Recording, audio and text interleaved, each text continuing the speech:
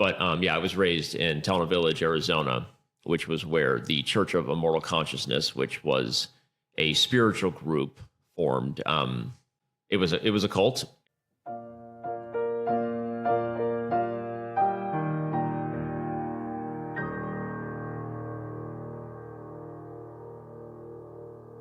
Welcome back to another episode of Adam's Fall. In this episode, I'm going to be taking a little detour into a topic you might not associate with religion, and that is chess. Now, I'm showing my ultimate nerd cards here, but I am a fan of chess, both as an amateur player and as somebody who just likes to watch chess, if you can find that believable. Now, the inspiration for this episode actually comes from a recent conversation on the C Squared podcast, which is a chess podcast featuring Fabiano Caruana, who is one of the best chess players over the last 10 years. And on this podcast, they feature Danny Rensch, who is a chess master himself, and who is one of the leaders in the tech side of chess. That is because he helps lead the biggest chess website, chess.com. And this brings me to the topic of this discussion, because Danny Rensch talks about being part of a religious cult. Apparently, he was raised in Arizona for part of his life as part of some religious commune. And in the beginning part of this podcast, he talks a little bit about that. So let's take a look at the C Squared podcast. You can see here the title of the video is Danny Rensch Reveals All: Chess.com's War on Cheating, Monopoly Myths, and Growing Up in a Cult. Yeah, I was raised in Telna Village, Arizona, which was where the Church of Immortal Consciousness, which was a spiritual group, formed. It was a cult, and it's taken me a lot of years to come to terms with that. But once you do, and you kind of reflect on a lot of things about that experience, you realize that it was not normal and not okay. And the unique story of my life is that as I became a strong chess player in the American chess scene, one of the top players, I was taken away, separated from my mother by the cult leader in order to pursue chess, which is the wildest thing in the world, given that that road kind of ultimately led me here. So you can see why this video might have piqued my interest. I was not aware that Danny Rensch came out of a religious cult before this video. So I would say that discussing, quote, cults or religions are tricky. You could look at the following that Jesus accrued and how they created the church in Acts, where they had all things in common. And you could say, was that a cult? Was there a cult worshiping Peter that developed into a church later on? Were they high demand? Did Jesus have very high demands of his followers? And certainly when you read the Sermon on the Mount, you get the impression that this was a very demanding religion with high expectations. Quote, be thou perfect, unquote.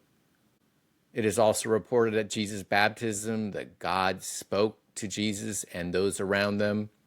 There's the story of the Mount of Transfiguration. There are devils. There is Jesus being tempted of the devil in the desert. There are miracles. And of course, there is the resurrection.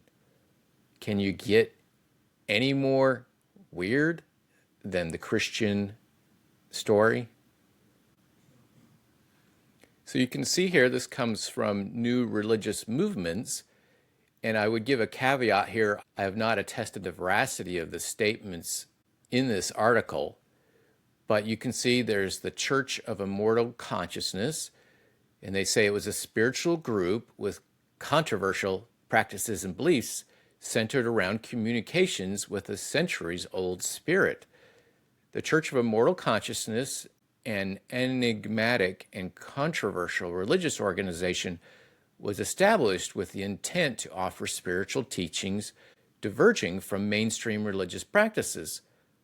Founded by Trina and Stephen Camp, the church is primarily known for its unique doctrine centered around Trina Camp's ability to channel a 14th century Englishman named Dr. Duran. This spirit, through Camp, imparted wisdom and guidance to the church's followers, marking a distinctive practice that set the Church of Immortal Consciousness apart from conventional religious groups. It appears that this organization was based in Tonto Village, Arizona, and had a community of about 150 members. So as you can see, this was a small village, a small group, as Danny Rensch talks about. And as the article says, one of the more notable aspects of the church's belief system involved the concept of trancing, wherein Trina Camp would enter a trance state to communicate with Dr. Duran, allowing the spirit to speak through her. These sessions were fundamental to the church's practices, guiding membership decisions, including personal matters such as marriages, which were purportedly arranged by Dr. Duran. So you can see that this is an interesting religious community where this Trina Camp reportedly can communicate with a Dr. Duran. Now, I don't know anything more about this or who this Dr. Duran may be, and you may think this is very weird, but let me just remind you of what I previously talked about. I don't think there's anything more audacious than the Christian revelation.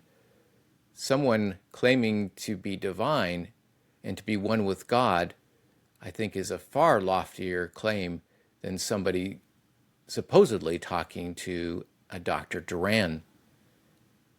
Now, as we go further into this conversation, it's interesting that Danny Rensch talks about his current mindset and that he believes that there is no meaning. Life is meaningless, and it's up to each individual to define their own meaning. So let's take a listen to what he believes now. This is all meaningless. Remember that. We're having a chest cheating discussion. Of course, it's meaningless. Everything is no. I mean, life is full of meaningless, and you make your meaning. So you can see why this piqued my interest even more than the talk about this religious cult, because Danny Rensch reveals a little bit about what he believes about life, that it is essentially meaningless, and that you have to create your own meaning. Now, what struck me is that Danny Rensch was involved in this community. Apparently, the leader of the community had high hopes for him in chess, and he was separated from his mother, which I agree is a terrible thing. But did he become involved in another religious community? I've always been struck by how chess is basically a religion. You know, chess has chess gods. They have priests. They have a dress code. One of the biggest controversies in the last 2 years involved the current best player in the world, Magnus Carlsen, who dared show up in jeans at a chess tournament. This caused major controversy. There's also a huge focus on justice in chess, on honesty, and even mercy. The rules are sacrosanct. There are people that write chess Bibles that show you how to be a better chess player and about chess psychology. There is a governing organization called FIDE, which is the body that ensures trust and puts on the main chess competition, the World Championship, to crown the world champion.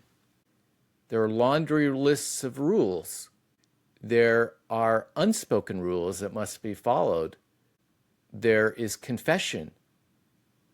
There are people that are excommunicated, and there are people that return like prodigal sons and are let back in. There are degrees of glory. There are international masters. There's FIDE masters. There's grandmasters. And over the last few years, there are super grandmasters. These are the people you look to. There are even human gods. The goats of chess like Garry Kasparov, Magnus Carlsen, and Bobby Fischer. Their writings are almost like religious texts in the chess community.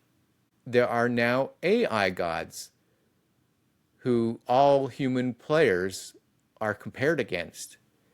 And then there's the Platonic ideal, the ultimate chess, quote, god that is yet to be discovered, the god that will have solved chess. So I thought it kind of interesting that perhaps Danny Rensch had left this, quote, religious cult, but did he get meaning and purpose in another religion?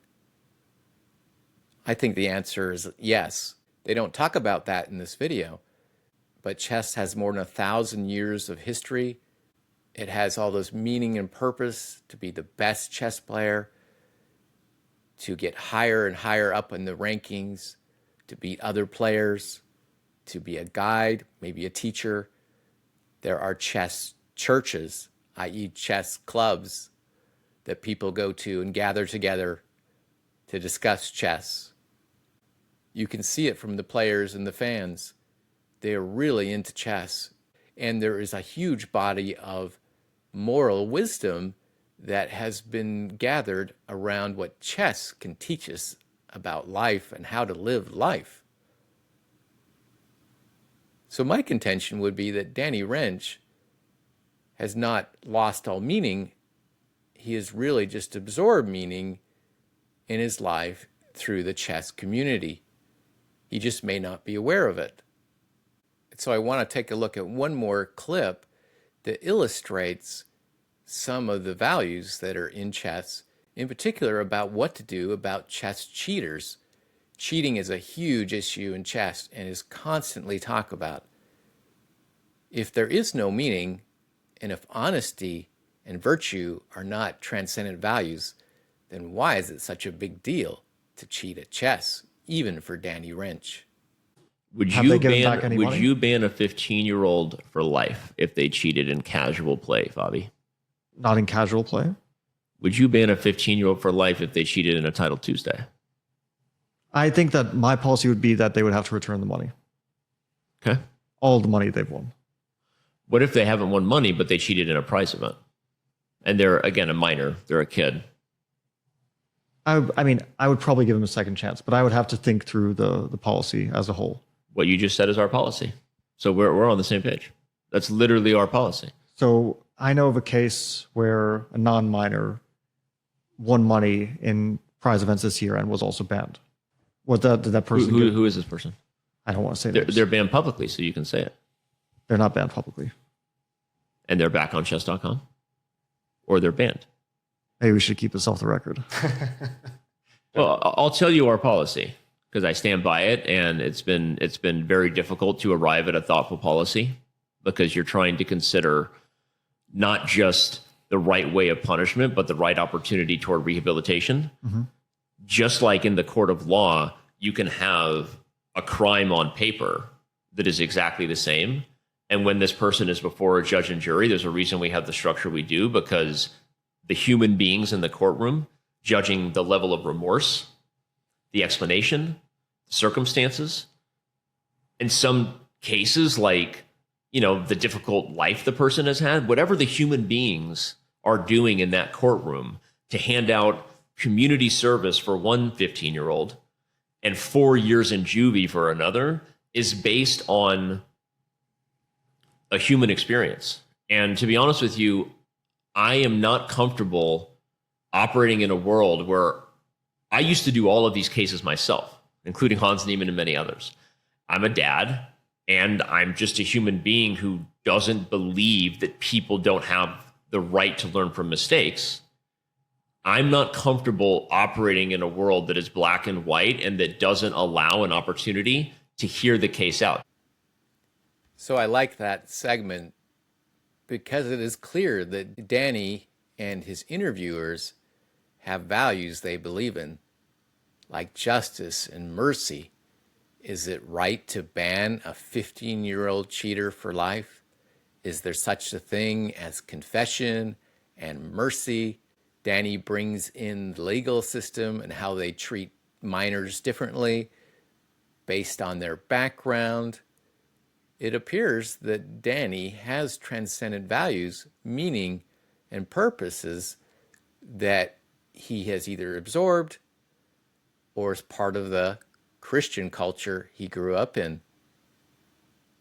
Doesn't appear to me that he created these values out of nothing. It's clear that these things are just part of him, wherever he got them from, quote, the cult, or just the general environment he grew up in.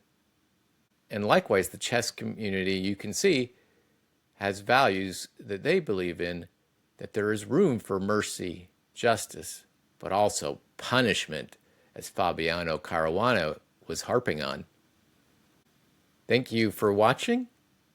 I look forward to your comments and suggestions. And until the next video.